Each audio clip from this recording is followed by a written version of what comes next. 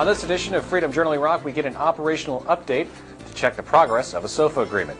And coalition forces give medical evaluations to Iraqi citizens. Don't miss these stories and more in today's FJI.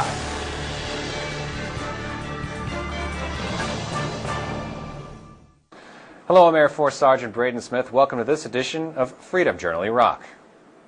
Iraqi and coalition forces are successfully reducing attacks and securing areas of Iraq's traditional hotbeds of violence. This progress is having a positive effect on all aspects of Iraqi life. Airman First Class Michael Williams reports on these improvements.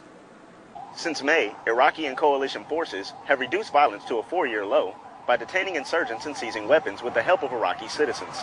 These security operations are helping improve politics, economics, and social progress Iraq-wide. As Iraqi forces and Iraqi citizens cooperate to remove weapons from the hands of extremists before they can be used, their government is increasingly capable of being able to provide the services that Dr. Shakely talked about to the Iraqi people and allow businesses to reopen, allow children to go back to school, revitalize the agriculture sector as they are in the process of doing, and allow Iraqis to rebuild their lives. The reopening of Leaders Bridge in Abu Ghraib, the reopening of a school in Kalsu, and even road improvements here in Baghdad's international zone are just a few examples of the benefits of improved security throughout Iraq. Reporting from Baghdad, Airman First Class Michael Williams.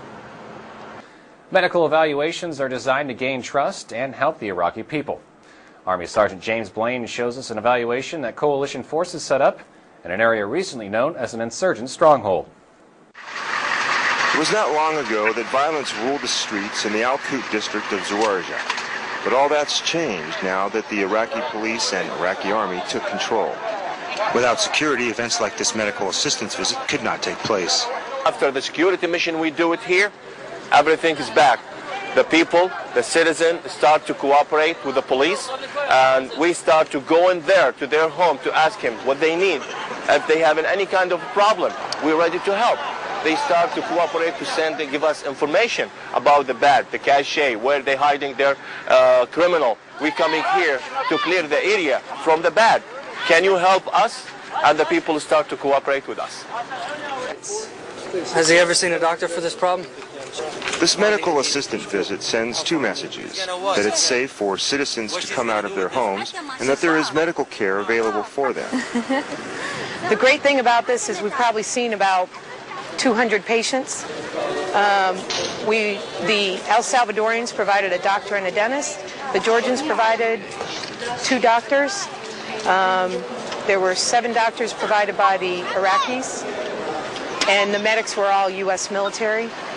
It's a success. We had a great turnout. People received the proper care that they needed to, and they were receptive to us being here. In addition to the medical and humanitarian aid, U.S. PSYOPs distributed flyers to Iraqi soldiers to alert citizens of suspected criminals. Restoring trust with the Iraqi people continues to improve relations with local law enforcement and the U.S. and coalition armies. Reporting from Zawarja for the Multinational Division Center, I'm Army Sergeant Jim Blaine. Coming up, getting water to coalition forces in the middle of a desert. Here's your raid report. Iraqi army soldiers discovered a large weapons cache in the Rashid district of Baghdad. The cache consisted of 90 rockets with fuses, more than 10 claymores, and components to make several hundred explosively formed projectiles. Coalition forces captured 2 suspected special groups criminals in Baghdad. According to the suspect's family members, he is heavily involved in special groups criminal activities, including several attacks against coalition forces. Iraqi Special Operations Forces captured an alleged mid-level special groups criminal cell leader in Baghdad. The leader reportedly plans improvised explosive device attacks against Iraqi and coalition forces and plans the killing of Iraqi citizens. A local citizen's tip led Iraqi and coalition forces to sizable weapons caches in and around the city of Balad. The caches consisted of RPG rounds, various weapons, and various ammunitions. And that's your raid report. I'm Airman First Class Michael Williams.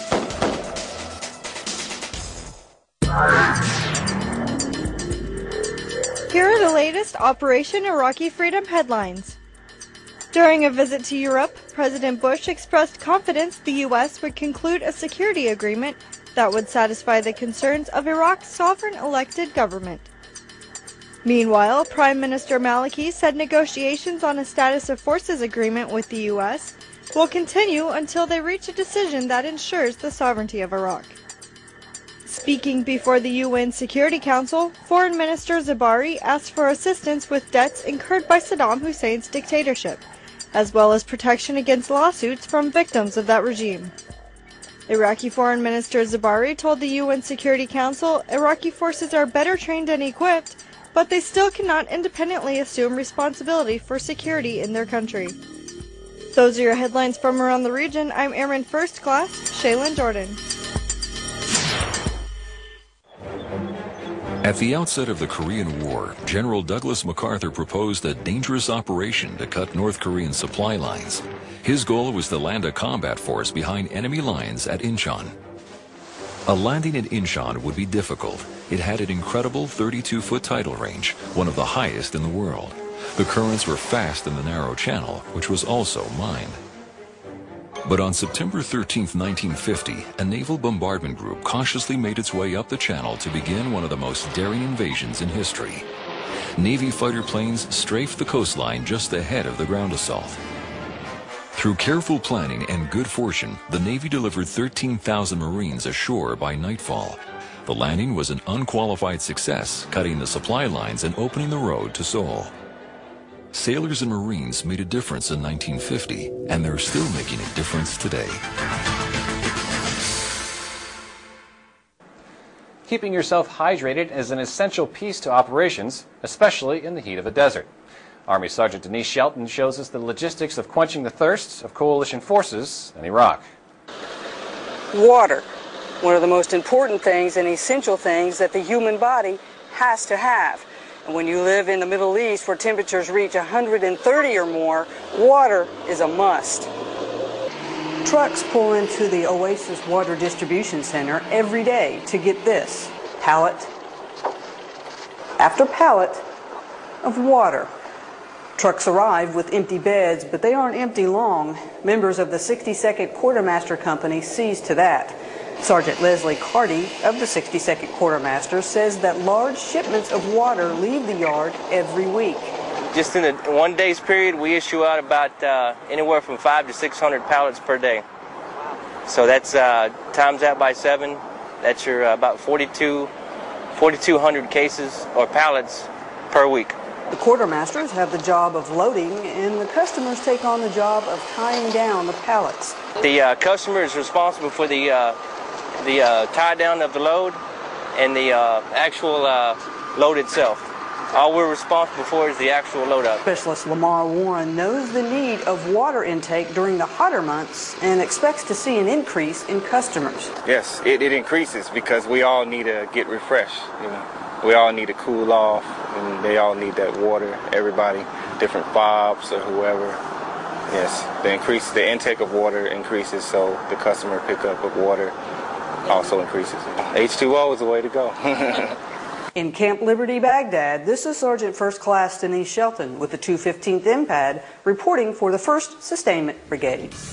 Next time on Freedom Journal Iraq, we'll tell you about the Foreign Military Sales Program and how the Iraqi government uses it to secure the equipment they need. Many of those capabilities, ammunition, weapons, the sustainment packages that have sustained the airlift capability of the C-130Es, those are FMS-funded programs and or capabilities that were decisively called upon and leveraged in recent operations here in country. And that wraps up this edition of our program. Be sure to log on to mnf-iraq.com where you can learn all about the progress coalition forces are making throughout the country. If you have story ideas, we'd love to hear them. Just email us at fji@iraq.centcom.mil. From all of us here at AFN and Freedom Journal Iraq, thanks for watching, and we'll see you next time.